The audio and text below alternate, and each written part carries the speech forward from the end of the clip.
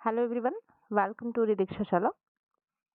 आज हम बात करेंगे, जैसा कि हमने प्रॉमिस किया था, एनसीईआरटी की बुक का अगर किसी को भी एक्सप्लेनेशन चाहिए तो वो मैं आपको बताऊंगी कि कैसे नया वाला जो सारंगी बुक है, जो मृदंग बुक है और जो जॉयफुल बुक है उसको हम कैसे एक्सप्लेन करेंगे। तो ये है क्लास फर्स्ट की एनसीईआरटी का चैप्टर 2 सारंगी बुक का आनंदमयी कविता, जिस कविता का नाम है दादा दादी। अच्छा, वही वाली पोएम्स जो भी सारी है, ये बुक मुझे लगता है कि थोड़ी सी और ज़्यादा इंटरेस्टिंग बनाई गई है रिमझिम के कंपेयर में। तो इसके पोएम का नाम है ये चैप्टर 2 का दादा दादी। एक हमारे दादाजी हैं, एक हमारी दादी, दोनों ही पहना करते हैं बिल्कुल भूरी खादी। दादी गाना गाया करती, दादाजी मुस्काते, कभी कभी दादाजी भी कोई गाना गाते। ये श्री प्रसाद जी की कविता है। अच्छा, जो भी पोएम्स आप याद करेंगे, जो भी पोएम्स आप वहाँ पे सुनाएंगे अपने इंटरव्यू में, वो ज़रूर से ज़रूर आप उसके राइटर्स का भी नाम याद करेंगे। इस कविता में दादा दादी की जगह बच्चों को आप नाना नानी कह करके भी प्रोत्साहित करें कि वो आपकी क्लास में गाएं, पहले इसको लर्न करें। अच्छा, शिक्षण संकेत हर जगह दिया रहता है, आप देख सकते हैं, ये रहा आपका शिक्षण संकेत।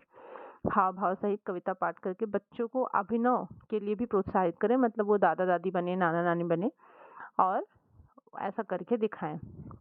अब ये झटपट कहिए। अच्छा, ये सारी चीज़ों के पीछे लॉजिक है। झटपट कहिए जो है वो इसलिए है कि बच्चों की जो वॉइस ब्रेक होती है, वो अटकते हैं कहीं पे, तो वो चीज़ें क्लियर हो फटाफट कहने में। अप्पू के अप्पा अप्पम लेने अनोखे अनंत नगर आए, घर घर घड़ी घड़ी घड़ी घूमती। और शब्दों का खेल, अप्पू अप्पा अप्पम की तरह अ की जगह म न द की ध्वनि से शब्द बनाकर सुनाइए। तो बच्चे मतलब थोड़ा अपनी एंगल से बनाएंगे चीज़ें, उनके भी विचार बाहर आएंगे और इससे उनकी जो बोलने की एक शैली है वो भी अच्छी होगी, समझने की भी, और साथ ही साथ इसके बाद जब वो लिखेंगे तो लिखने की भी। हमें इसी कॉम्पिटेंसी पे तो काम करना है, रीडिंग राइटिंग अंडरस्टैंडिंग न्यूमरेसी। जो हमारा फाउंडेशनल लिटरेसी एंड न्यूमरेसी है वो इसी पे तो काम करता है। अप्पू अप्पा अप्पम की जगह ये वाली ध्वनि से बनाइए। फिर क्या है नेक्स्ट, निम्नलिखित शब्दों को सुनकर उसमें आई ध्वनियों की संख्या बताइए। फिर आता है मीन्स दादा दादी, नाना नानी, मामा मामी, सब एकदम एक टाइप के हैं। बोल मेरी मछली कितना पानी, नीचे दिए हुए चित्र की मछलियों की संख्या बताएं। तो एक चीज़ देख रहे हैं आप कि हिंदी के चैप्टर में आपका मैथ्स भी अच्छा करवा दिया जा रहा है। यही तो है न्यूमरेसी, और यही तो है कि चीज़ों को ऐड करके पढ़ाना है। तो ये आप देख सकते हैं कि बच्चों के साथ मिल करके शब्दों का खेल खेलें। और ये देख रहे हैं आप, मछली बच्चे काउंट करेंगे 1 2 3 4, तो इससे उनकी न्यूमरेसी भी स्ट्रांग होगी। शिक्षण संकेत क्या है? ये शिक्षण संकेत जो भी हैं वो हमारे लिए हैं, टीचर्स के लिए हैं, कि उन्हें एक संकेत है, एक सजेशंस है, एक डायरेक्शंस है कि वो क्या करें। बच्चों के साथ मिलकर हाँ, शब्दों का खेल खेलें, नए नए सार्थक निरर्थक शब्द बनाएं। दादा शब्द में 2 अक्षर है, इसी तरह शेष शब्दों में अक्षरों ध्वनियों की संख्या पूछें, बच्चों से मछलियों की संख्या लिखवाएं। अच्छा, इससे उनकी न्यूमरेसी भी अच्छी हो जाएगी।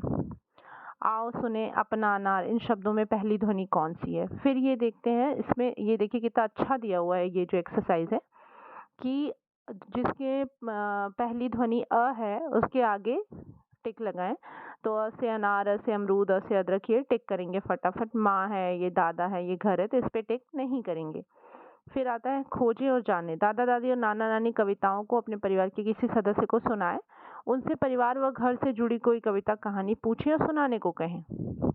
फिर से आता है शिक्षण संकेत। हो सकता है सभी बच्चे को यह कार्य करके ना ला पाएं, जो भी बच्चे ला पाएं उन्हें अपना कार्य कक्षा में साझा करने के लिए कहें, ताकि सभी बच्चे आनंद ले सके। जैसे होता क्या है, सारे बच्चे एक्टिव नहीं होते हैं, वो हर क्लास का वही हाल है, हर स्कूल्स का वही हाल है।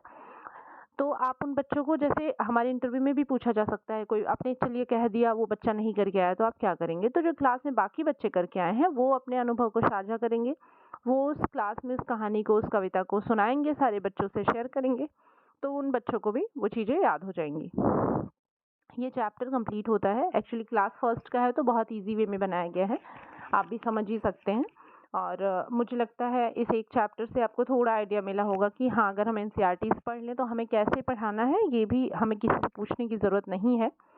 और नहीं एनसीईआरटी है तो आप मेरी एक्सप्लेनेशन देखते रहें, और आगे भी किस चैप्टर के आपको चाहिए या किस सब्जेक्ट का चाहिए, अगर आप हमें कमेंट सेक्शन में बताएंगे तो हम ज़रूर उस टॉपिक से और उस सब्जेक्ट से वीडियो बना देंगे।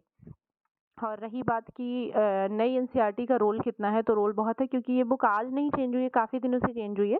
हमने अपने स्कूल में इम्प्लीमेंट किया, जैसा कि आप जानते होंगे मैं केंद्रीय विद्यालय में टीचर हूँ और as a contractual PRT teacher. तो फिर वहाँ पे मैं मेरे स्कूल में क्या हुआ, हाफ ईयरली एग्ज़ाम के बाद इसको इम्प्लीमेंट किया गया कि बच्चे डिस्टर्ब ना हो।